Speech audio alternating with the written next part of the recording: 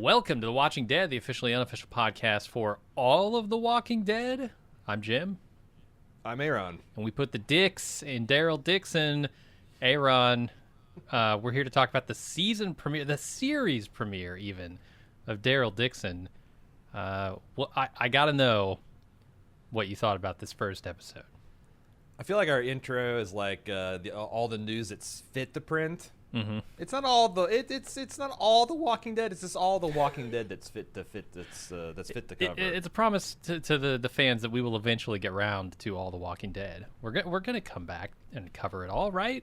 This writer strike's gonna go on for a while. Fear the Walking Dead has like 19 seasons we can cover. God, that's what's that Loki phrase? That you're truly desperate if you're coming to Fear the Walking Dead season 2 to save you. Oh yeah. I went into this. You know, we did the preview podcast, and you know they talked about, hey, it's good looking. It's set in France. Clemence Posey is a pretty good actress. Across from Daryl, he's a star. Sorry, Norman Reedus. But everybody's talking about the kid. The kid is so annoying. And I will say that this kid is written to deliberately be annoying. Like, and I think it's the script calls out, Daryl's like, yeah, this is the type of kid get his ass kicked at my school. This is a kid we bully. I like the kid. He is a know-it-all. He is a weirdo. Like, he's like extreme homeschool kid energy, because that's exactly what he is. So like, I found it pretty good. Like, this is exactly how this kid would probably act. And like, yeah, he's a pain in the ass, but there's some kind of charisma to him. There's something likable in that, you know, how desperate he is to be liked by Daryl. How relatively innocent he is with the upbringing. So that was the thing I was really worried about, and I actually like that. Really like the main villain, or at least so far. Mad Max, as I'm calling him. All of the face tattoos these guys wear are shitty. I don't know what the hell the Walking Dead's face tattoo history is. Just really checkered, going all the way back to the Los Vatos. Okay. The flaming lips guy on his dome. We got an impressive, just looks like a bird took a shit on your forehead dude on this one. But I liked it. I found myself almost shocked at how much fun I had watching Daryl traipse around France, southern France. How about you? Yeah, I find it mostly enjoyable. I'm really looking forward to covering this show from the angle of a podcaster, because it's going to be fun to rip into it, because there's still a lot of really ridiculous shit. Oh, yes. It's and let's Walking start with Dead the French through language. and through. Sure, yeah, there's the French language there, which, I mean, we can talk about that if you'd like. You said the kid is good. Kid's not bad. I like the kid. This is his first acting credit that I can tell. They claim that this kid is French in his bio. I don't know if he's French by way of Australia. Is he French Canadian? There's something about his accent that did not strike me as French, but I don't know, man. If he's French, then, you know, fair enough. Maybe it's like a really southern French accent. But yeah, like he speaks like he's got his mouth full of marbles and his lips are sewn shut. Yeah. It was a treat to watch, like, what the subtitles were saying, because they subtitled all of his French. Mm-hmm. And like, I posted it on Twitter. It's like, I don't think this guy said the first 2.5 words of the sentence, you know, when he was saying goodbye to Daryl. They leave a lot out. A lot is implied in their spellings and their use of language. You know, I was always taught in school that, like, before English became kind of lingua franca, that the French was like the language of diplomacy. That's like, you know, that's everyone's common tongue that they spoke. Does that explain the blood-soaked continent of Europe? That, like, no one just couldn't understand what the fuck each other was saying, so it's just, like, eventually just get to stick and start hitting each other. It's like, hey, I want to trade some grapes with you. Oh, great, I want to trade some this with you. It's like, and then it's like, what did you say about my mother? And then it just went from there, because it's bewildering how they get to where they start from with the letters that they got, but...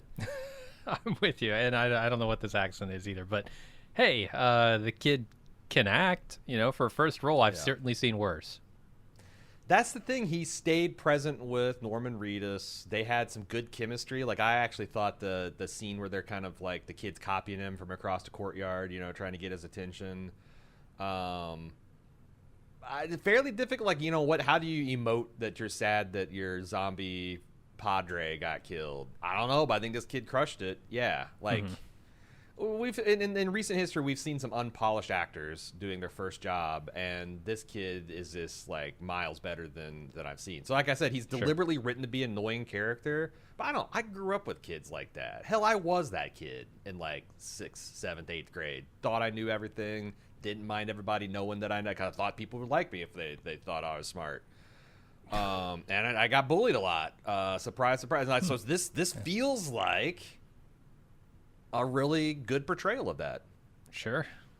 I think it's going to be interesting to see how fast they teleport Daryl across France. I can imagine that journey is going to take a long time, but probably not the length of this show, right? I don't think this is going to be the story of Daryl getting to Paris. Oh, they're going to Paris. Oh, I know, but is that going to be the entire story? Is that going to be 12 seasons of Daryl going to Paris with this kid? I don't think so, because if you look at the map and you look at where he's at and where he's going, Paris is not smack in the middle, but it's right on the way. But it's like the 2/3 to 4/5 point of the journey. It's a long journey. It feels like it's going to, like that's going to be the season climax. Like, I don't know if he gets the kid on the boat by the, or wherever he's going by the end of the season. But maybe he'll find a running Peugeot or something. He'll find some car.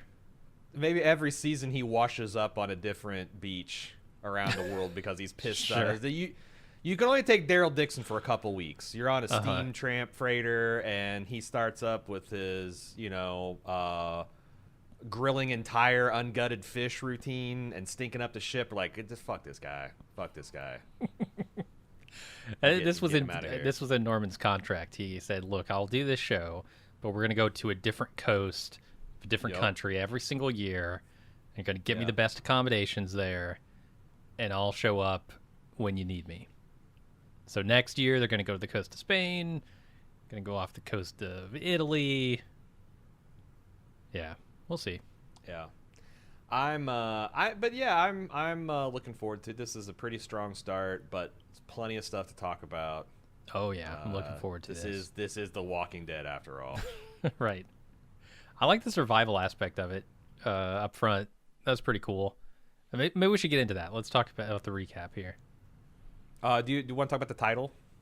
Oh yeah, Lame Perdue. Lame Perdue. I've been saying that ever since I was rooting for the Hoosiers back in the day. Weird title. Take a shot at a Midwestern university in Walking Dead, but what are you going to do? You're an IU guy, huh? All right.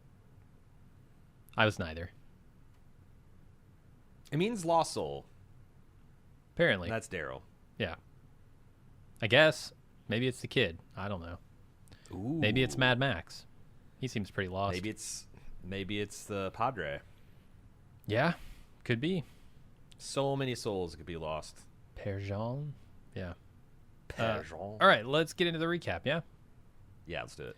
We start off with Daryl washing ashore in France, and he starts scavenging. He finds a boat with a recording indicating where he is. He's in Marseille. And he listens to the recording through the night. And I'm going to kind of stop there before he takes off. There's a lot of stuff here at the beginning, which we were wondering about, how are they going to do this? Are they just going to have Daryl drift ashore? Are they going to have him doing a makeshift motorcycle paddle boat? Seemed like, yeah, he just drifted ashore. It's so funny because like I guess sci-fi moved on from Sharknado. Something I think that came out in 2020 or 2021 is the same guy that's in that movie. I don't know if he's the same character, the guy from Melrose Place or 90210. The thing that he's fighting in this movie, it's the title of the movie, is a zombie tsunami. And I couldn't, and the idea of like there's all these dead zombies floating in the ocean for some reason. There's a tsunami of them, and it's going to like I don't know. We'll have to watch this movie one of these days. I couldn't help but think that like when Norman Reedus is like washing up, or Daryl's washing up on the beach, it's like it's a damn good thing that there weren't any hungry zombies.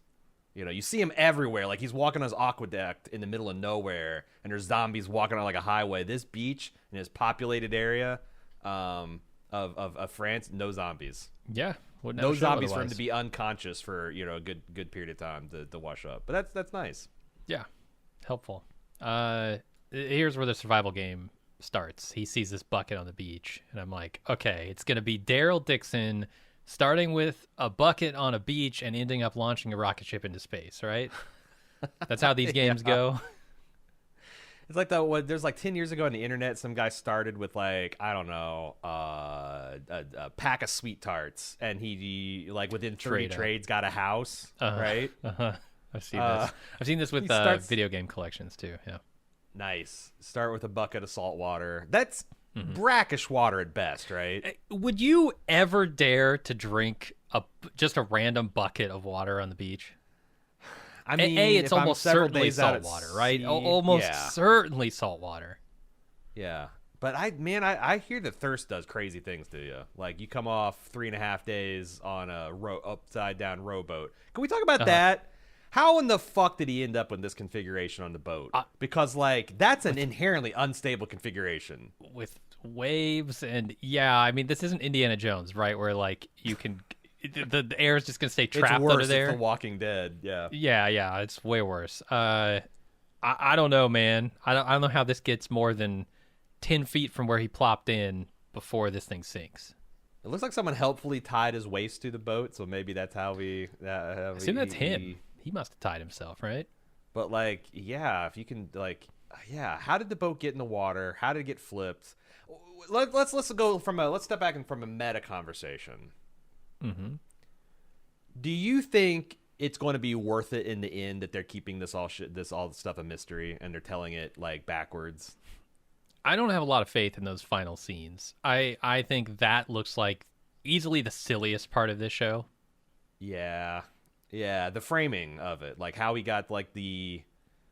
Well, I mean, just like the seriousness, the tone of it, like they're going so ultra serious on that side, and these people aren't going to live up to it, right? It's not going to be something like so threatening, and it comes off as ridiculous. So I don't know, man. I'm worried about that part of it. Yeah.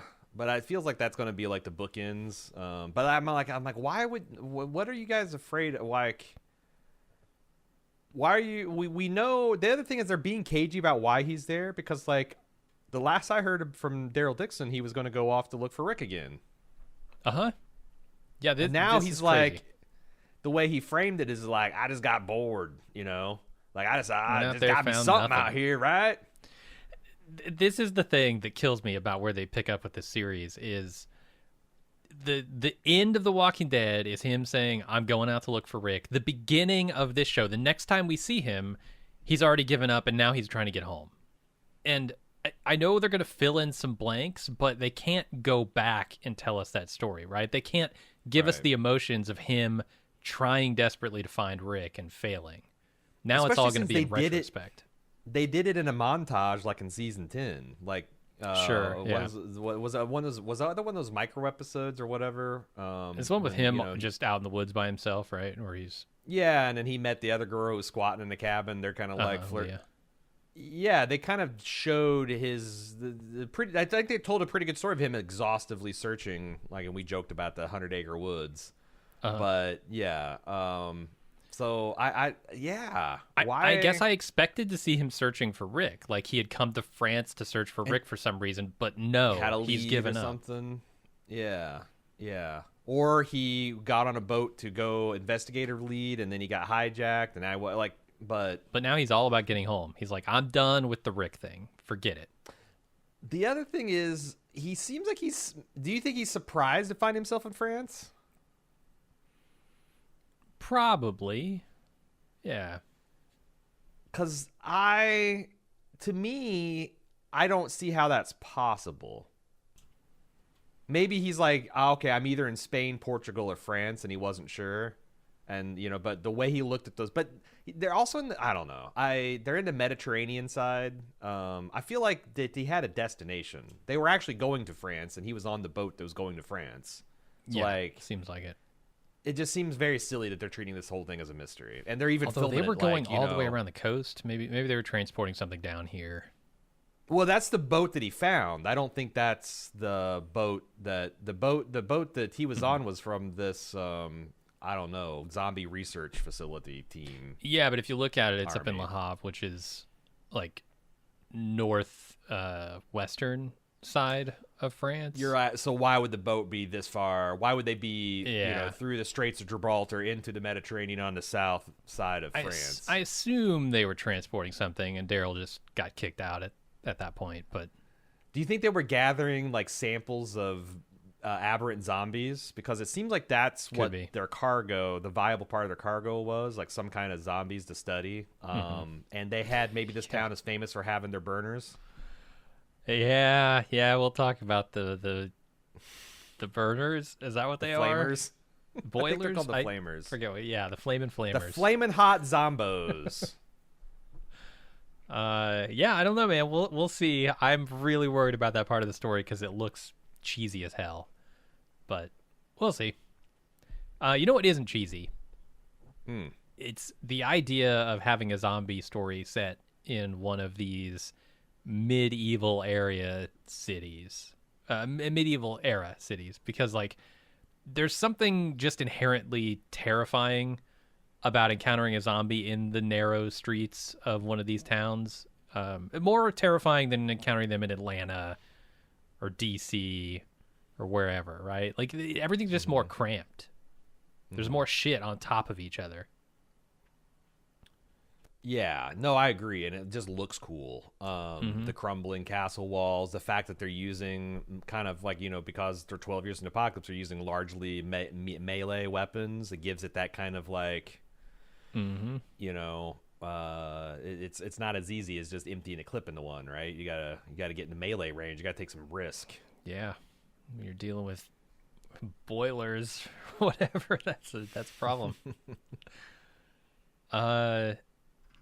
So the next day, Daryl packs up his boat gear, and he sets off for the opposite coast of France. Montage time. He's taking a lot of weird shit with him. He's taken a tape recorder, which has like a story of the guy whose boat this was, and it sounds like a pretty sad story. But Daryl's going to be narrating his journey? Or is it just this scene? Or is it just for the convenience of who he is being conveyed to the nun? This tape player is ridiculous. Like, how is it still working? Batteries expire, right? If it was a digital audio recorder and like I had lithium ion batteries and the guy got the port like 6 months ago, I could be like, okay, maybe it's got some juice rattling around. But a tape mini recorder? Those things ran off like AAAs or watch batteries or some shit. And they had moving mechanical pieces. I don't know. It seems like a crazy thing to have him do. I mean, but Apocalypse started before iPhones, certainly. Maybe not iPods. I feel like you might have like a Creative Labs or something, right? I do wonder if there is a little bit of the writers, like there's going to be significant time where Daryl's going to be essentially Tom Hanks in Castaway. He's going to be by himself, and we can't have a whole episode of him just squatting and grunting. And so like they added that so we can get a little bit of what's on his mind. But it's just not very Daryl. Like Daryl doesn't talk. Daryl doesn't leave his thoughts anywhere. Yeah, his thoughts stay in his own damn head, unless you're Carol. I don't know, man. I agree. It seems super artificial to have him talking into this thing. The other thing is like him grilling a whole gutted fish, like it's some kind of like video game. Like this is like Minecraft, or like it's Feral Daryl, man. I looked it up, and like people say you can do it with certain species of fish, but oh my, you're cooking in its own piss and shit, man. You gonna get rid of all those extra nutrients, huh? I mean, yeah, you got to take the piss guess and shit so. with That's the where all extra nutrients, but It's like eating the potato skin. That's where all the vitamins are, right? Yeah. Yeah, up in the guts. Yeah, that's pretty gross. Did you think? I thought it's interesting that he takes his boat cloak. I don't know why. I don't know why he swaps his filthy rags for his boat cloak, but I noticed that it gives him a very priest frock look at the end of the episode, which also makes him look a lot like his Boondock Saints character, which is kind of saying the same thing. But Okay. it's kind of cool that they did change his look up, even though the angel wings would have. I wonder if the angel wings are to come back out at the end, like he's gonna earn them. Oh yeah. When he has to Be in a fly across the Atlantic to get back. Being a back, I was going to the backwoods guardian angel kind of guy, but Okay. Yeah, I don't know. We'll see. Harpoon. Where does that rank on your hand-to-hand weapon list? I had barb as a problem, as it Agreed. already did. And that's as soon as I'm like, man, that's gonna really get stuck in some problem zombie. I didn't have to wait very long for that to be proven true. No. And again, As it's soon as like, you picked it Daryl, up, I'm like, do you not know what you're doing? I also like that when he looked on the map to go home, he just looks at the city that's like due east. It's called Biarritz or something, Biarritz, and he doesn't know anything about it. It's just like literally due east from his position, and that's the closest he can get to Alexandria. And I do think his plan was to walk right across France, get to the ocean, and start swimming. Yeah. What the? Maybe get a boat if he can, but he'll swim. If Yeah, he I guess has you're to. working your way up the coast, and then eventually you'll get to something. But it's just I really suppose. funny. It's just really funny. You Yeah. know, no, we're not looking at roads or anything. It's just like it's a straight line. Yeah, let's go there. I don't. So why travel overland? He's already at a port, right? Why doesn't he take this guy's boat? Why? I mean, if he wants to go home, he's got a boat. Yeah, in a port town, does he? Yeah, and Carol was boating. Yeah, it makes zero sense to go across France here to get closer to America when he's got a Although, boat. He can just sail. I do question how many boats would still be floating at these harbors. Sure. Like, you have to actively pump a boat's bilge. Like, their boats are not 100% waterproof. Surprise, surprise. They leak. And you have to have a pump going. There's like, I've seen many boats sunk to the bottom of a pier because their battery went dead. Their bilge pump stopped working, and nobody noticed until the boat was at the bottom of the pier. So like, I don't know. It struck us like maybe if you can find a sailboat somewhere that's in a dry dock or something, you can get that going. But I don't know if Daryl knows how to sail. And it is a long walk. You got to walk through like fucking Spain if you're going to like. It's a long walk. Or it's a long boat too, is what I'm saying. You like you have to go yeah. all around like 2 other countries to get back to, the right side of France. But I don't know. Sure, but he doesn't have to go back. All he has to do is get around the bottom of Spain, right? Like he can get around the bottom and then just make a beeline for America. He doesn't have to go back up the coast to That's true. Biarritz or whatever. This is true. He just doesn't know how to boat. He's a walking. he knows how to walk That's back fair. country. Doesn't know how to boat. Yeah. This montage, I hope, because Uh-huh. everyone talks about how cinematic this thing was, and I thought this episode is very cinematic. Yes. I hope it's not confined to just first 10 minutes because Right. the locations. Honestly, I didn't know that France had places like that. This looked a lot like southern Italy to me, which I guess it's Mediterranean. That would make a lot of sense, right? Yeah, say southern France is beautiful. I've never been there. Like this, some of these towns look a little bit more like a ruined version, like Corleone that you see in The Godfather. Sure. But yeah, I guess it makes sense. It's Mediterranean. But I loved all the old aqueducts, the ruined castle parapets and stuff that he's walking over. It gave you this like kind of like early Lord of the Rings, Fellowship of the Rings kind of epic feel.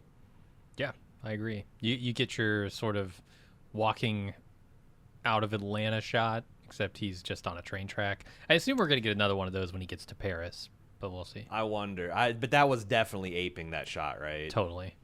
Yeah, I thought so too. And I think I'm just gonna have to make peace with the fact that I'm not gonna understand any of the text they show me on the show. I looked up some of the graffiti said "Power of the Living." Yeah. Which is kind of like up with living people, you know? Yeah. Power to the people. In this case, the living ones, not the undead. Yeah, not the dead people. Fuck the dead people. Yeah. And then Daryl can only walk for so long. He's human, so he stops for lunch. And he gets attacked by walkers with acid blood and fights them all off, of course. Acid blood? A.Ron? This is so stupid. This is so stupid.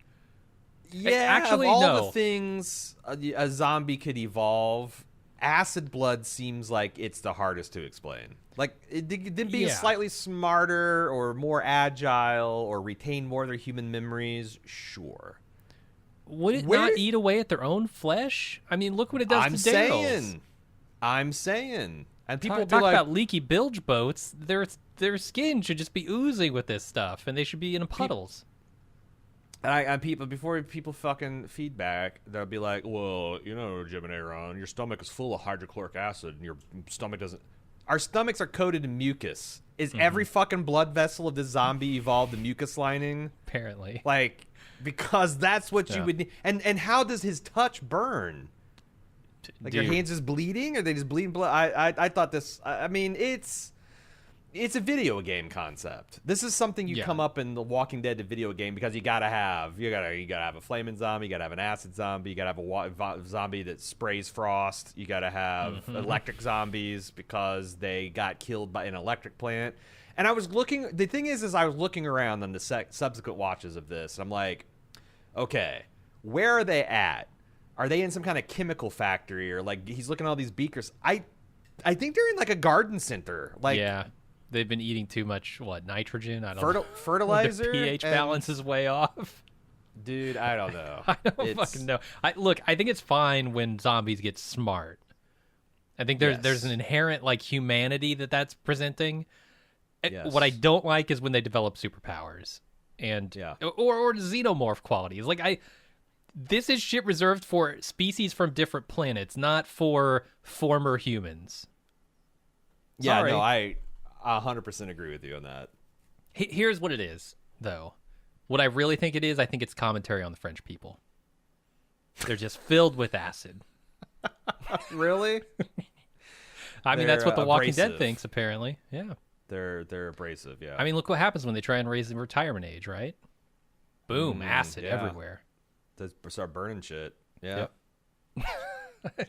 It might be. Yeah, the American zombies aren't full of acid. Nope. Not a single one.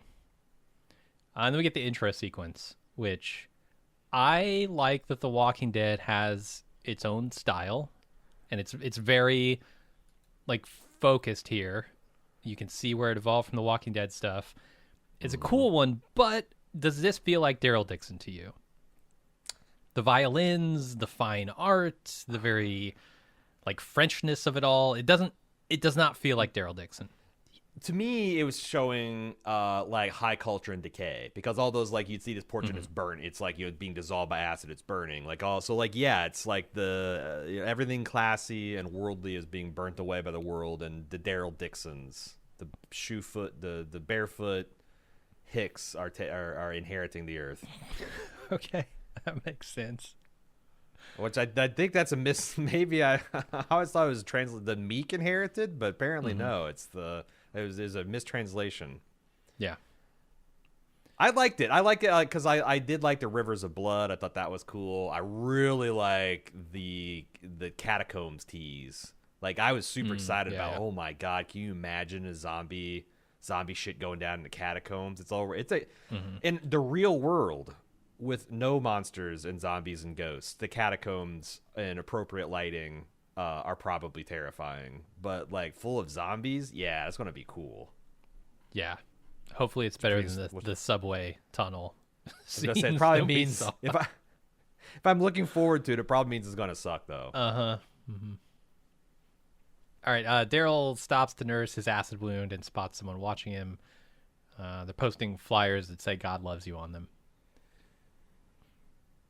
I like him, Scott. He takes up to read it, and then he finds out. He's like, God loves you. I guess this dictionary is something he grabbed on the boat. I saw him stuff a book in there, but must be sure. It changed his hands quite a bit this episode. Mm-hmm. It looked like the zombie at first, and also it looked like the zombie burns were weakening him. Like he's noticeably kind of like sick, sweaty, worn out. Can you become a walker from getting a zombie burn? I think so. That's what they're telling, which surprises me that the zombie virus can survive in pure acid. I guess, man. It seems like it's bad enough that he can just touch you and fucking melt your shit. Like the fact that you become a zombie if they just touch you. Oh my god! These zombies are all 1/1 first strike death touches, and if you're a Magic the Gathering character, those are problematic. I'm waiting for the Mentalics zombies where they can just look at you and kill you, turn you into a zombie. Psychic zombie. Because why not? I mean, we're already halfway there. Yeah. Daryl spots a couple of people, and they Maribel and Guillaume, a girl and her blind grandfather. They trade Daryl food for medicine. Yeah, Guillaume's trying to be friendly. Daryl's not interested. And then a couple of assholes pull up with guns, try to abduct Maribel. But Daryl and her overpower them. And then Maribel and Guillaume knock Daryl out and steal his supplies. And somebody else approaches and scares them off, and Daryl passes out. I like how feral Daryl got as soon as they talk about food. You know, the way he was like just grabbing fistfuls of apples like this little orchard goblin. Oh, bushel, man. Just tucking them away. Mm-hmm. I knew from the moment I saw him, this old man was not blind. No, not a chance in hell this guy's blind. And in fact, that's one of the things that bugged me. Like, I thought Daryl's pretty nonchalant about being followed by a lone solitary figure, like, is scoping them out, and he just kind of looks at him like, whatever. It's like, what if that person's got a gun? Or this person is, like, part of a larger group, and they're going to tell, like, he just showed no concern at all. And then the way they just kind of, like, I thought it was interesting, like, what something like this would go down in a zombie apocalypse, you know? Like, you are meeting a group, you don't know how big they are, you know, how capable they are as a person blind or pretending to be blind. And I was, like, legit excited. Like, and Daryl seemed like he's going. I was like, oh, I wonder if he's going to observe them for a little bit to see if they're, you know, just to see if they're, like, good people or they're, like, maniacs or something. Mm-hmm. But no, I mean, he trips over the thing, but, like, I thought that they, like, got down to trusting each other and doing business a little too quick for my taste. But then... Would they betray Daryl inevitably, or did the old man see an opportunity when Daryl was weakened and took a chance to get a free med kit essentially? I assume the former. I think they were gonna knock him out. Oh, really? What he had, yeah. Did they see that he had an acid burn and they're just like, I wonder if he's dead anyway. Knew that and they're like, yeah, if we just wait, he's going to get weak and die, and then we can take all of his shit anyway. Yeah, could be. Because I don't know these people are evil. They were just opportunistic. So where does that leave me? Is this a really good depiction of how a first meet would go in a zombie apocalypse? Because the more I think about it, it's like, okay, from Daryl's perspective, maybe he made some mistakes, but it's a bad young spot. girl and an old blind man, and like he's Daryl fucking Dixon, right? Yeah. So he can handle himself. Even if he's running a bit of a fever and lost a step, he can. And he's starving. He needs his food. It's like a good opportunity to refuel here. There's only so much fish shit you can eat before you get sick. Yeah, but I also like Daryl just not like this guy is like trying to schmooze up to him and talk about we used to be allies in World War II, and he's like then Daryl doesn't respond. He's like, you're no friend, and he's like, there's no countries either. Like, what does it even mean? It's all gone. Daryl has some nightmares about promises he made to Judith and Carol. I'm calling them nightmares because he's not going to be able to fulfill those. He by the time he does, Judith's going to be 45. He wakes up in a church with two nuns jabbing him with hot pokers, passes out again. And then he wakes up later to a nun named Isabel tending to him and asking questions about himself. That was objectively hilarious. Like Daryl just fading in and out of conscious, and all he sees is nuns holding him down, burning the shit out of him, and then Fleur Delacour is coming up to him, and she's saying something in French, probably like, "Okay, steady yourself, it's coming. 1, 2, 3, here it goes." But it just seems like they're torturing him. Yeah. Daryl's like screaming, and he hell. passes out. It's literally waking up in hell. And the nuns trying to sing over him screaming. I thought that was pretty funny too. Do you think they're written to be funny, or I'm just not taking the show? They're written to be deadly serious. I mean, everything on this show is deadly serious, right? That makes it funnier though, which makes me think. Know. I agree. They took Daryl's clothes. Is this the first time he's changed clothes in the entire series? It's not, but no, but like I'm thinking like there's big milestones in his character development. There is the time he got the vest with the wings. There is the time he got the poncho, and that's it. I think those aren't even costume changes. Those are just variants. Like he adds the vest on top of his filthy rags. He throws the poncho on top. So yeah, this might be his first like soup to nuts redesign of his character. Is this long underwear something that he always wears underneath his clothes, or did they give it to him? I kind of want to say always wears, because I know that about Daryl. How could you wear long underwear in Georgia?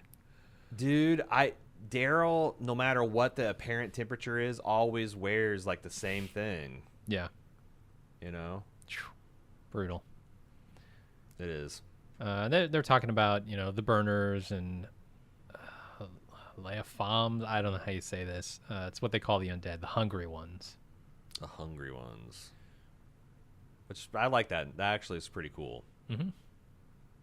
Yeah, it feels better than walkers to me. Mm-hmm. Yeah. Walkers doesn't really describe what they do. I'm a walker. Right. I guess I'm also a hungry one occasionally. So what am I talking about? But that's like the essential thing. Like, yeah, they're walking, but they're walking to eat. You know? For sure. Daryl takes a bath, and he looks at some various religious imagery, then either remembers or dreams being underwater. I can't tell, but he wakes up violently in the tub. And Isabel tends more to his wounds as she explains their faith at the church, and they discuss their various scars. Funny, he says that when he sees his back, she asks her explanation. He's like, his daddy was a smoker, like of crack, meth. Like, how does that explain the scars in your back, dude? I know he has like big, long lip scars and shit. But does he also have cigarette burns? And stuff? He absolutely does. I think they've talked. They talked about that with the June bug, the doodle bug episode. I'm pretty sure. Oh, did they? It's been a while. His dad putting out cigarettes on him. Mm-hmm. Okay, that makes more sense. But they're not the obvious ones at this point, right? Like the whip, the lash marks are the obvious. Yeah, tell me about Easy Street. You don't have to go all the way back to your kindergarten years, your formative years. You've had some. You've gone through some shit, man. Apparently, so has she. She's got the telltale scars of a suicide attempt. She's talking about her church here being the Union of Hope, which is like an open message to all faiths. Yeah, they think that this is a test, and it'll end soon, as all religions do, right? Yeah. I thought that I think we're going to see more of her sister too, because when they talk about having a family, she says she has a sister, and just the way the camera zooms in her face and kind of like watches her perform for 3 or 4 seconds. I think we're going to find out more about that and her own scars. And I like that phrase where she said that's one of the things that Priest says: the scars show where we've suffered, but also that we've healed from that suffering. It's a pretty good way to look at things. I like that. Sure. Then Daryl's taken on a tour of the Abbey, including the armory, and he spots a radio in Père Jean's office. Père Jean will be important later. He's promised he can use it when he gets better.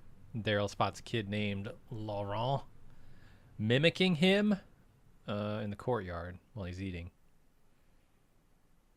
I've always wanted to know why I've always idly wondered why in Star Trek there is this faction called the Maquis. It's kind of like this resistance fighters of the fighting Federation hegemony and fighting for self-determination and whatnot. And when they mentioned that, she says, they've got these medieval weapons, from the early days, but then they also have like M1 Garans and Thompson submachine guns and like World War II era.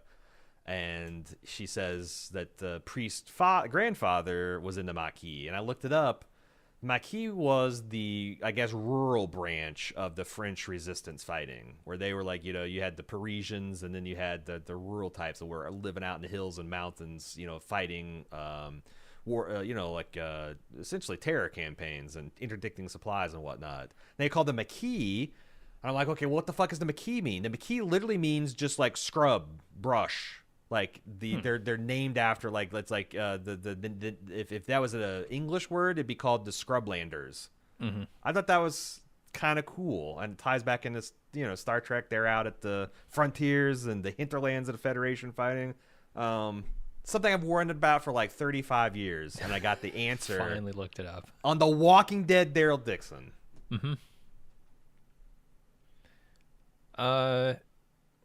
Isn't there an AMC show with killer nuns already? Is this a go-to thing? Was that in The Preacher? That seems like something to be. I want to say it had to be in Preacher, but maybe not. Yeah. It's a cool idea though. Killer nuns, like that's a solid B movie plot. Yeah, I like it in this setting. I have some complaints about how it's portrayed later, but we'll get there. But it's a cool idea. Why do you think this kid is copying him? Is he just intensely interested? Oh, an American over here? I think he's intensely interested in a man. Yeah. He's having that father figure that she talks about. Yeah, like it might be the first time he's seen a grown man. Does the kid want to know how a man eats an apple? How does a man eat an apple? Like, watch Daryl. He'll teach you. Big bites. Big, confident bites. He's one of those dudes that eats the core. Oh, yeah. Yeah. Does he spit the seeds, or does he just eat them? It's a waste of good apple. Nah, he knows that they have a microdose of toxin, and he eats them to make himself that much tougher. Yeah. A man who eats fish shit for fun definitely eats apple seeds, right? He's drinking beach buckets, eating ungutted fish, and swallowing apple seeds like they're saving his life. Yeah. If anybody's going to have acid blood by the end of this, it's Daryl. It's got to fight fire, yeah. No, I think you're right, though. It's the father figure thing, and we'll kind of get to some of that here in a bit. He comes up to Daryl, and he shows off his big brain. Daryl's unimpressed. And he does seem to be impressed by his empathy here. I don't know what it is. He tells Daryl that he deserves a happy ending.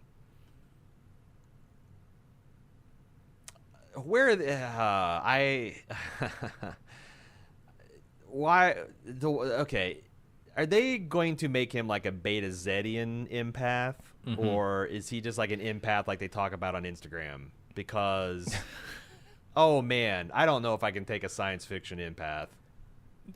Dude, it's boiling zombie blood and psychic children.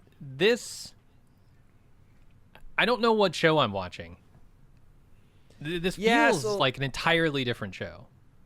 That was the other thing when I was reading some of these reviews, and they're like, they have some like these, some people are put off by like the religious angle, and I'm like, well, I could see it, but I'm not the type of atheist that's really put off by religious stuff. Like, I actually think, Gabriel's stuff was mostly really good in The Walking Dead. Yeah, it's cool, and I'd say that's my background, so I can relate to it, and I can kind of like, close my eyes and pretend like you do in fiction.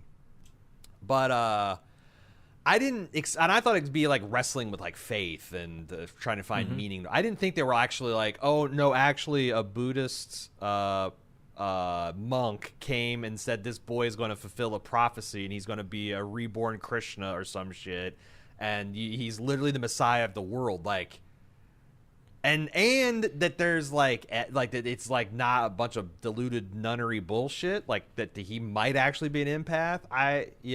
It is. it is definitely taking a big step towards science fiction on both of these fronts. For sure. And I don't know. I thought I was getting into a zombie series, not a Jesus Christ Savior series. But yeah, I don't know, man. But this guy, he's rage bait because, first of all, one thing you never want to say to people is that you know everything.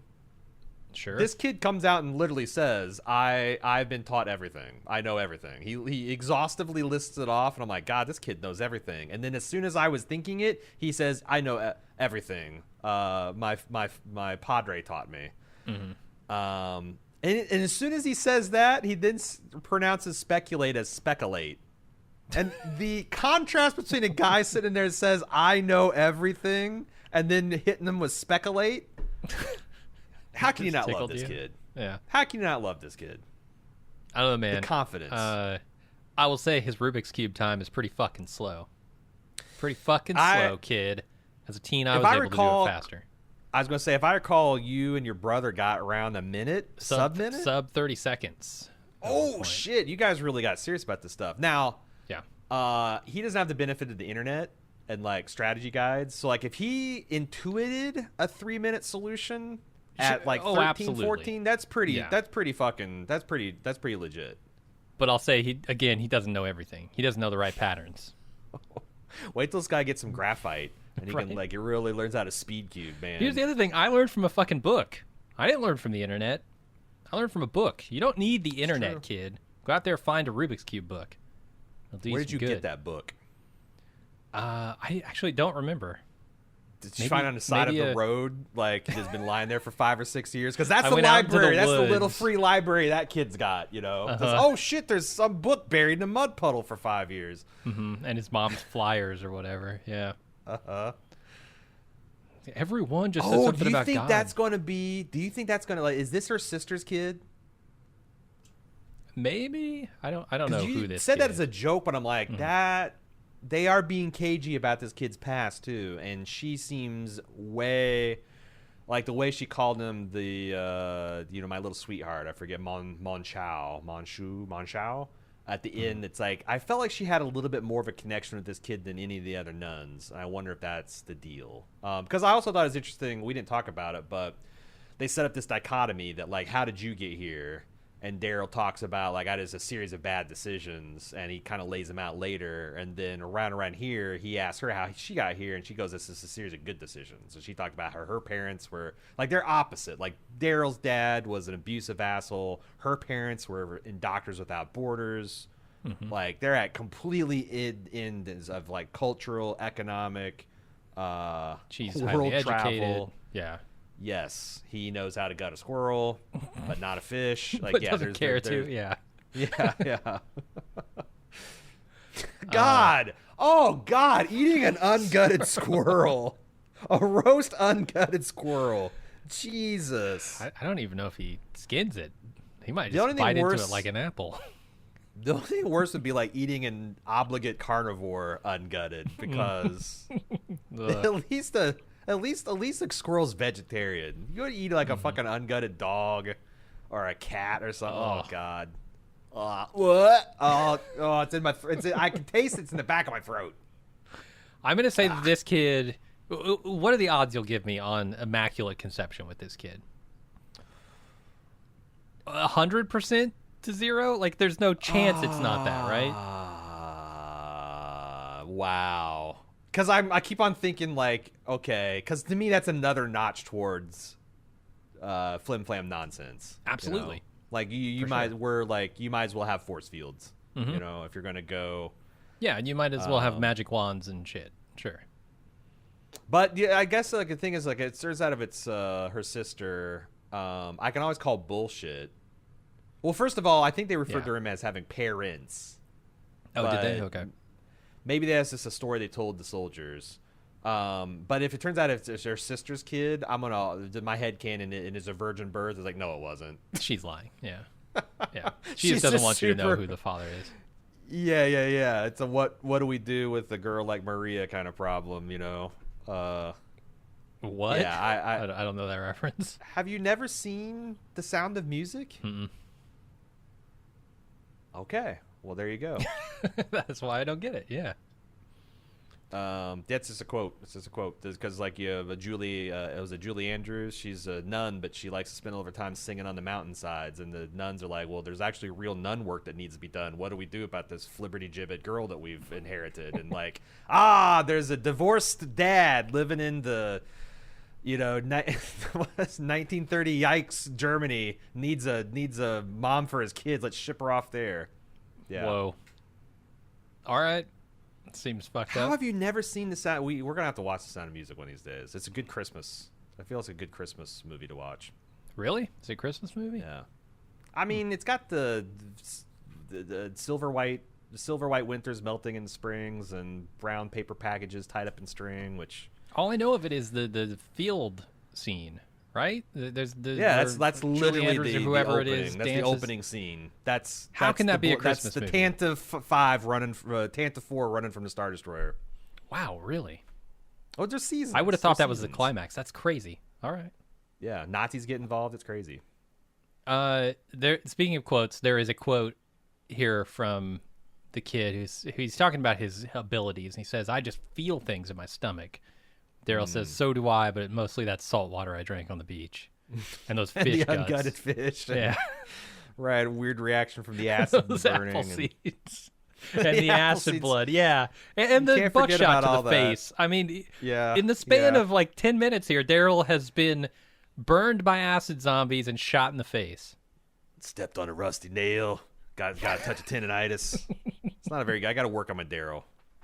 Tinnitus, and tetanus. What cracks me up about Norman Reedus is he does all the intense Daryl Dixon things no matter what tone of voice he's speaking in. Mm-hmm. Like when he's like whispering about, like in this tender moment, Isabel's like, then they put me on a boat and I woke up here on this coast and like, but he's like in a whisper and I can't, I was trying, like I was like back and I'm like, I'm trying to get this Daryl down and I couldn't do it. I can't bring the intensity with the inflection and the whisper and the husk. And there's some disparity between volume and intensity that he nails, and I don't know how to do it.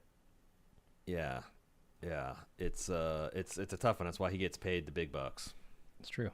To ruin his vocal cords. Maribel and Guillaume are walking down a road when some Mad Max guys pull up and ask where a couple of their guys went. And they get lies, so they kill Guillaume and they drive off with Maribel. I've never been to France. I want to preface these comments with, I've never been to France, but do the French people cry out of their nose? Because if you watch this scene, there is a moment where Maribel is supposed to be crying, but the only thing oozing is just a string, like a long string of snot just dripping out of her nose. It's all connected, You start your tear ducts, don't they drain into your sinuses?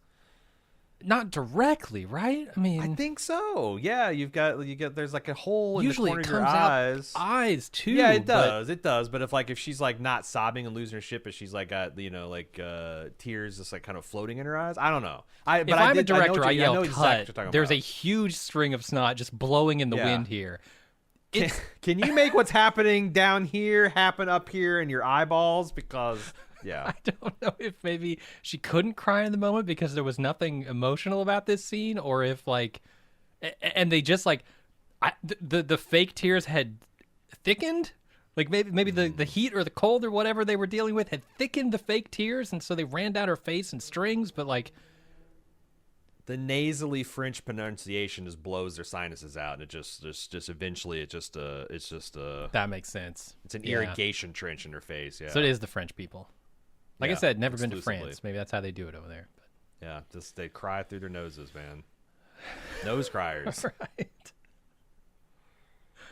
Anyway, what do you think of Mad Max here?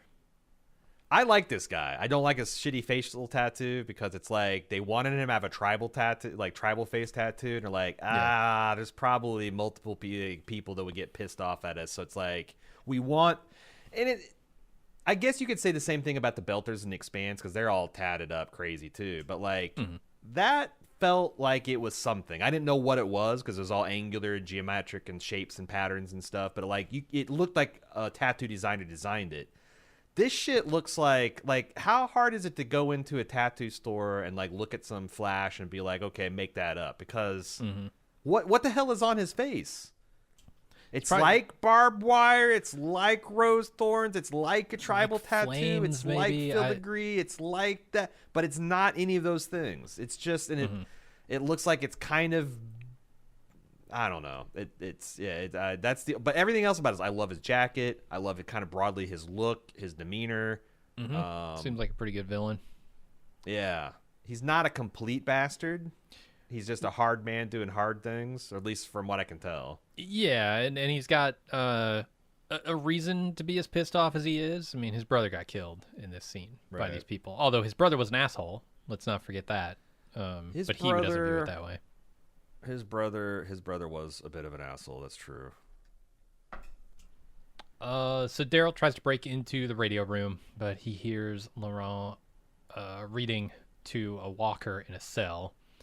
Daryl sees this and decides to get the fuck out of here. He's like, nope. I've been through crazy shit. I dealt with the governor, not this again. The ghost of Shane possessed him. He goes, what is this? What is this? Isabel explains that Laurent is the new messiah who will lead the revival of humanity and begs Daryl to escort him north to a base they have in Paris. The greatest line is when she tried to show him this drawing that he drew of him 3 weeks ago. She's like, but look at this. He goes, he should stick to math. And just like. And his other line, so many good lines. I will say the writing on the dialogue for Daryl is amazing. You know, he's roasting this kid. When he sees Perdue, he's like, you got a lot of witchy shit going on around here. Witchy shit. Oh, God. Yeah, this whole block here. The witchy shit. The kid is special. Yeah, we used to kick kids like that asses back in school. And then look at this drawing. You should have stuck to math. So funny. So funny. He drops the F-bomb in this scene, too, which...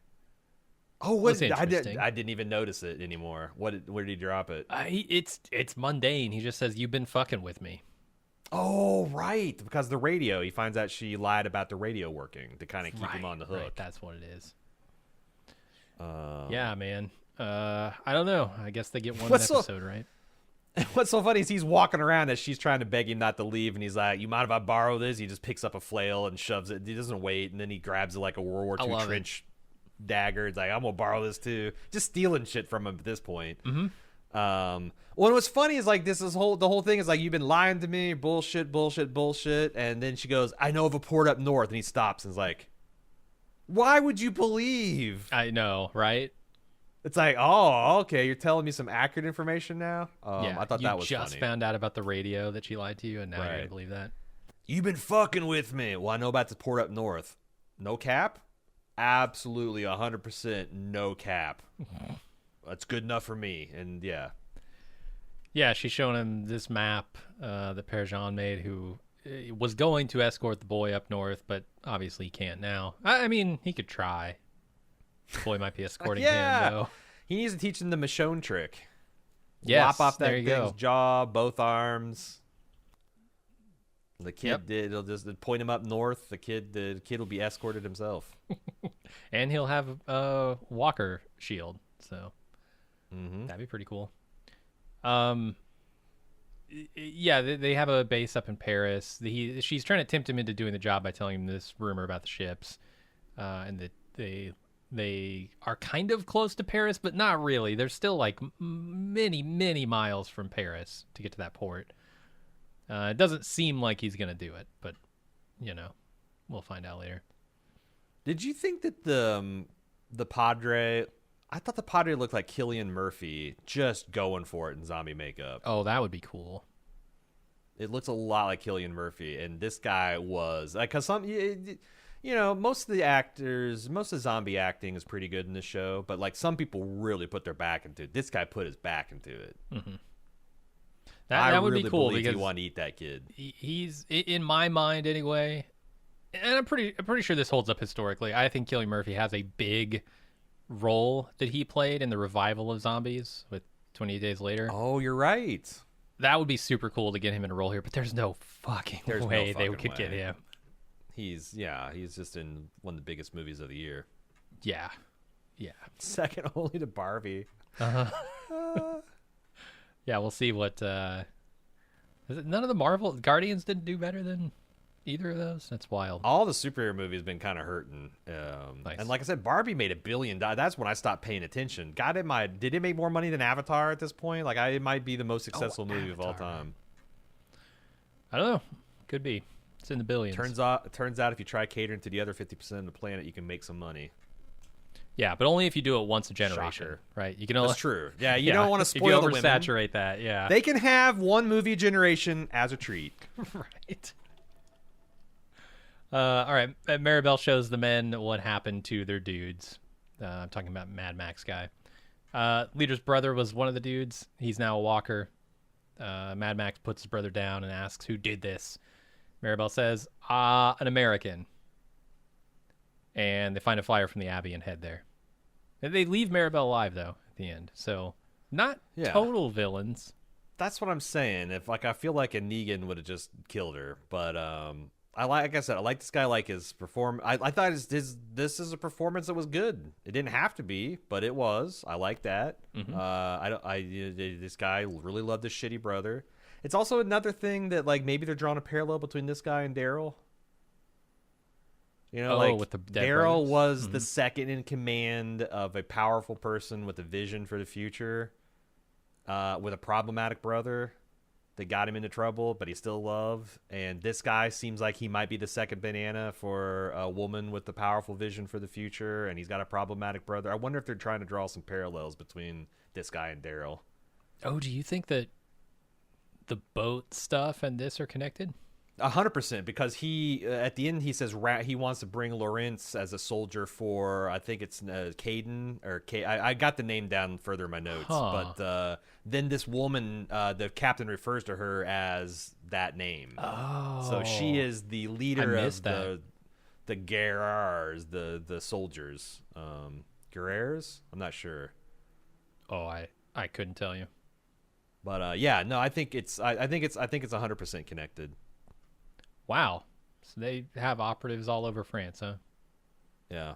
I love this guy's retractable bayonet flintlock pistol. I thought that was really cool. Although I did wonder, like, why is everybody using, like, antique weaponry? Like, they make modern muzzleloaders, and I looked at it because I thought, well, maybe in France all they have is archaic. It's like the UK, where it's like it's just really hard. But like France has fairly liberal gun laws by European standards. Like you have to have a license and a legit, like, hunting license, or you got to be joined to a range club or something like that. And you have to laws are one thing. Do they have the obsession that we have over here? They don't. That's right? the thing. They don't have the obsession. So like, I don't think they're as widespread, but like, I don't think it'd be that hard to find them, especially if it's a hunting first type of culture. So, but I honest to God think that like the average person, it's probably new information to you. Did you know that there's muzzle loaders, that people are making modern day muzzle loaders? I don't know why you would, but sure. Because like. I don't know in other countries, but in America, it's because of deer season, essentially. Like, you can get a deer with one of every type of deadly weapon, like with a bow and a gun, and then there's muzzle loading season. So, like, if you've got... Oh, legally. Okay, I see what you're saying. Yeah. Not legally, for... I thought you meant people were just going around like, I'm going to get a deer with every weapon. Yeah, but I'm going to do the hat trick this year. Yeah, I'm going to kill a deer with one of everything. Grenade launcher? Yes. I think those are illegal, at least in Indiana and Ohio, to hunt with. But yeah, like France has got, like, they don't have a lot of the weird restrictions we do, like short barrel rifles. You can own those things, no problem. But yeah, they don't because they don't have the problem that we have. The people are probably a lot more responsible with them. But on the other hand, if everyone had to properly license, get trained, and have a legitimate reason to own a firearm, just that'd probably change the culture too. Yep. Until you encounter a burner, then what are you gonna do? Melee with a burner? Get out of here. That's what I'm telling you. That's what I'm telling. That's You want to reach out and touch those guys. Nope. So despite Isabel's pleas, Daryl leaves without Laurent. He gets a few yards down the road when he sees Mad Max's caravan pull up to the Abbey. So of course he's gonna go back to help. Of course. I was just waiting for it. This kid said 2 sentences in French. I don't think he said the sentence that they actually subtitled the first time. And that second sentence, like I said, he said the first 2.5 words, and then that was it. Yeah. It was wild. There's like 17 words on my screen, and he said, au revoir, Daryl Dixon. And that's it. That was like 2 full sentences. It's probably because the French language is complex and tricky beast. How many people will die just because of French language this season? The number won't be 0. Oh, no, definitely not. There'll be plenty. Yeah. There'll be a misunderstood direction. There will be a breakdown in communication and civility to something. We'll see. Mad Max and his guys are led into the Abbey. They search for the American as the nuns try to keep Laurent hidden. They lock him in Perdue office and tell him not to come out as they arm themselves. Of course, Laurent's a dipshit, and he locks the door with the guys right outside. But how is the door not locked already? He gives away his position, but it doesn't matter because Mad Max gets sidetracked with Perdue's. Wait, did you think that? I thought she did lock him in that. And he was unlocking it, but then the door's locked when Mad Max comes up to it, jiggles the handle. So he actually physically unlocked it? They had an insert shut? I don't know how I missed that. Well, they say jingling keys, and as he approaches the door. I don't remember an actual shot of him locking it, but then they say jingling keys. Holy shit! Jingling keys in the subtitles. Yeah, that makes no sense because I didn't think the guy knew there was something back there. It's just that he's like, oh, there's like a false wall with a door lock. Well, he should fucking know. Like, what's the use of covering your door with a fake stone texture if you're just gonna put a brass handle on it, right? And a keyhole. Like, oh, is this a door, or they just do some weird shit with this one stone? I think it's more a fucking door. Yeah, but I think it's more like the door in the Oval Office. It's not like supposed to be a secret door. It's just supposed to blend. Yeah, it's an aesthetic choice. Because yeah, you're right. You can't have a secret door if it has a fucking handle on it, right? No, and a big old exit sign. They didn't show, but there's a big exit, like glowing green exit sign above it. For aesthetics, which is dangerous because that's a dead end room. You're gonna have people burning alive in this castle. But yeah, I thought he just got lucky because of the Padre, which I thought that was interesting. That's another thing. Are they trying to hint that this kid is like getting some divine, like, the Padre from behind the grave is saving him? But he doesn't. I mean, he not really. Yeah, because he then immediately, like, they run over to, they get distracted by Perdue, and then the kid comes out of the secret room and goes over and says, "Don't kill my daddy," and they kill him anyway. So like he gave himself up. It's not like it'd be any worse if he was discovered. I don't know what all the tension here is for, because it's not really tension. It just gets bled away immediately at every opportunity. I think it's just a powder keg. It's kind of like the tension of the basement scene in Inglourious Bastards. Now this scene is nowhere near that scene. No. But that's what they're trying to do. It's just like there's all these violent men with all these violent nuns, and there's a piece of information that if it gets made public, it's going to start a big scene. Oh yeah, they're trying. So then Daryl shows up. Like, Mad Max has his guy kill Perdue. Laurent comes running out. He decides he's going to take Laurent with him, but Daryl arrives just in time to prevent it, along with an army of nuns. And they all fight. They kill everybody except for Mad Max. He gets away. I liked it. I thought it was, pretty well done. I don't know what extra they got to be the young guy here, but him getting, like, caught between the horns of the dilemma from his boss telling him to kill this guy versus this mother coming up and being like, "Jean-Pierre, you went to church here. This is your father. He heard your confessions." And I'm like, this kid's like, what, 21 years old? What kind of confessions was he hearing 12 years ago? Or is this kid still going to confession in the... I mean, it would have been the apocalypse. Still going to the convent to confess your sins in the apocalypse? I don't know. That's some dedicated Christianity. I feel like if he's that dedicated, he would have told his boss to go fuck himself. But I don't know if his sins are relieving the undead of their souls. That's a pretty big sin. Clearly had some conflicting feelings about the undead here. Yeah. This guy whips Daryl's ass, Mad Max. He takes him to school. Holy shit. Yeah. It's only by the grace of Isabel with her I don't know what this is, a spear with, a fleur-de-lis on the front, essentially. It's like 4 sizes too big for her. She doesn't know how to use this thing. And even if she did, it's too heavy. Like, it's kind of silly. They talk about, we prep with all these weapons. We're amazing. And then these warrior nuns were kind of a letdown. Okay, I've heard enough nun slander. What's specific? What was the problem here? I thought she's it was swinging cool. this thing around like it's 600 pounds. It is. I know. But has she trained with this thing or not? I think she has. I thought she did a pretty good job with using an oversized weapon that doesn't fit her very well. Why doesn't she use one of the right-sized weapons? 15-pound. She's in a room all the with other 500 nuns, weapons. She cares about people. She's gonna use this giant bloodborne trick weapon just so the other ladies don't have to. All I'm saying, the fat roll is not a good look in nun garb. No, Sister Marie, you take the nunchucks. I'll take the 17-foot pole axe. Oh. I don't know, man. I'd say take the nunchucks if you're gonna defend Daryl. Do you know another thing I love? I love how all the soldiers refer to their boss as chef. Did you notice that? No. Because chef just means chief.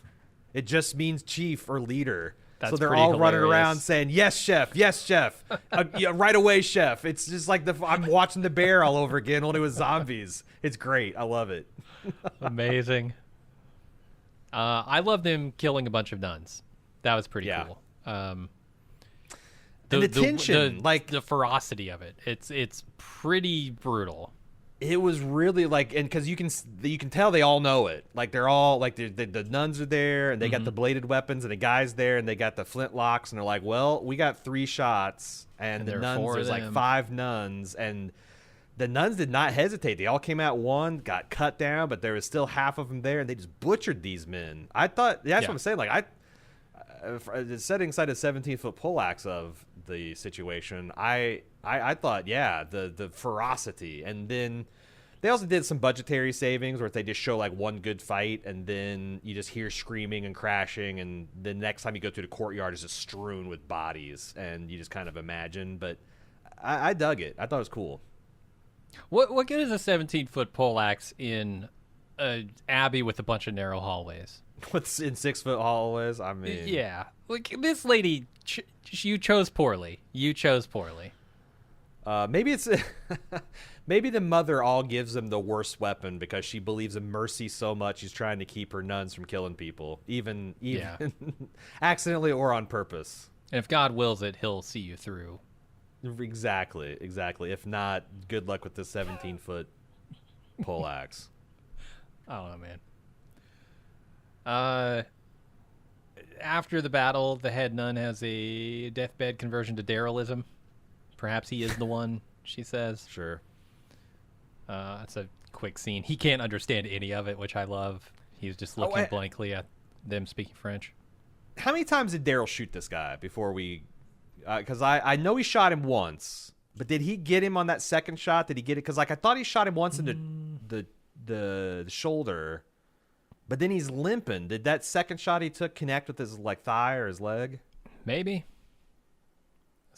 It's tough to aim with those things. So, yeah, maybe. Yeah. Shot twice, though, and just kind of walking it off. Yep. So, with the rest of the nuns dead, Daryl and Isabel sit by the fire and talk as Laurent and the one remaining nameless nun, I don't know, who was lucky enough to survive, serenades them. She's the singing nun. Yeah. Daryl tells Isabel that he wants to get home and agrees to escort her and Laurent where they need to go. And we see Mad Max brooding outside the walls. I can only I have to dub him Sad Max here because he's so sad. The tears welling in his eyes. Yeah. I want a lobby to call him the chef if we don't come up with anything better. All right. Chef Boyardee. He's some kind of wounded because he looks pretty banged up. But Did they dig graves for the entire convent in a single evening? Because they're like, yep, our nuns are dead and buried. How many of them were there, and how did they dig so many graves? I think if you dig the shallow graves, you could probably get it done if you had 3-4 people working. Well, I mean, they have a grand total of 4 people. One of them's a child. Granted, one of them is Daryl fucking Dixon, but... Yeah, true. Daryl Dixon. Jeez. You know what I mean? This, again, Laurent was designed to be hateable. Do you know how I know? He's around a campfire for 3 seconds, and he whips out a guitar. Yeah. Yeah. He's ready for college. Send him off. He's ready. What? Come on. It could have been worse. They could have been bongos. Yeah, a drum circle would have been the only thing worse. Daryl's talking about some stuff here about I met some bad people and they put me on a boat. It didn't go well. Random bad people put me on a boat. If I could just do that in a whisper. Yeah. Lost ashore, ran into a nun. He's got like some kind of like almost iced tea diction going. Right. Yeah. You can see it.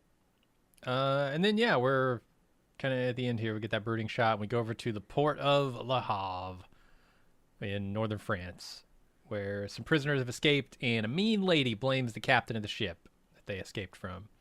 The captain says Daryl was one of those prisoners. He went overboard. He probably died. And the lady, he might be right, but she's going to make sure. So she sends her guys to find Dixon. It's Janae, I think is her name. Yeah, it's Gan. Yeah, it's because I pronounce it Genet. But yeah, Janae. That's the leader of the chef. I think she's the chef de cuisine or whatever, the head chef. I don't know what you call it. She's the she's the chef of she's the cook of the kitchen, the chef of the kitchen. This is the lead into the backstory here, and we'll see how much of this we get. Yeah, Jim, this is going to be my thing. Anytime someone hits me with a saying or a bit of wisdom, I'm just going to reverse it on them. You know, the early bird catches the worm. Sometimes my grandfather used to say the early worm would catch the bird. Mm-hmm. What do you think about that, you son of a bitch? Like, what is a captain's only as good as her crew? Well, I've heard a crew is only as good as the captain. Okay. How about the late worm evades the bird? Huh? Do you ever think about that? Just sleep in, worms. Jesus. It's true. Why are you up wriggling on the ground so early? Stay in the ground. You know that's where the birds are. Yeah, you're just hurting yourself. The ambitious birds too. You want to encounter the lazy birds. Now, am I right? Because I remember seeing a scene, I think it was set in France, because that was something we talked about like way back in the beginning of The Walking Dead, back in season 1. Can you remember that far? When we were young men? Barely. Who was the doctor in the CDC? Jenner? Dr. Jenner.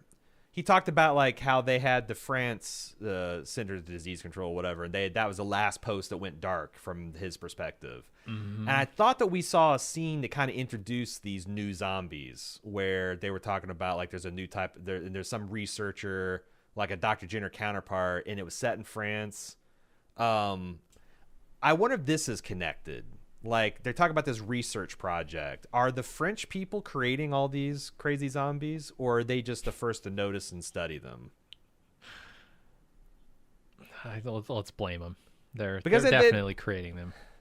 I love how they have, like, if they're in the writer's room, they're like, okay, we need a scientist to come out and say his research is ruined. How are we going to have him do that? Oh, he needs to come out holding a burnt microscope. Right. He's like, our research is ruined. Look at this microscope. It's so scorched. It's like, yeah, I just thought that was really funny that he's got a science guy come out with a burnt science thing to say that the research has been ruined. That was super silly. I don't know, man. Maybe this is all connected from the beginning there. I definitely remember some discussion about research outposts, but did you think that they were that this captain was gearing up the head chef was gearing up to kill the captain? Yes. Yeah, for sure. In fact, I don't even know why she didn't. Like, it's one of those things where, like, it's at the end of it, sometimes it makes sense. Like, Darth Vader kills everybody, but at the end of Empire Strikes Back, he's so preoccupied with the thought of meeting his son that he, just forgets, I guess, to kill Captain Piet, Admiral Piet. I don't understand, because she's like, the whole time she's like saying that it's like, this is your fault. You have fucked up and fucked up big. This is your fault. And then at the end, right as I'm like, well, this guy's going to get his throat slit by somebody beside him, she just walks away. What was that all about? Yeah, I'm trying to calibrate on her. Like, is she somebody who... She doesn't seem like somebody who makes mistakes. The show is telling us she's very serious. She's very attentive. She's... kind of knows the score. I wonder if she can't afford to lose him for some reason. Like, a subpar captain is better than no captain at all. Yeah, how many freighter captains do you have that like are familiar with the waters, how to cross an ocean? This is only strike 2. The second mutiny, he's barely put down. Another one, and he's on thin ice, but he's not strike 3 yet. Also, I know she doesn't know this, but maybe greater the curve when the one American is Daryl fucking Dixon. Yeah. That's a lot of mayhem in one scrawny backwoods body, okay? Right. The man killed a tank with his bare fucking hands in season 3, right? Like, this is a man to be reckoned with. 3 or 4, yeah, for sure. I agree. Maybe she knows that. Maybe she's heard his reputation precedes him all the way over in France. Well, if anything, anyone's would, it'd be Daryl.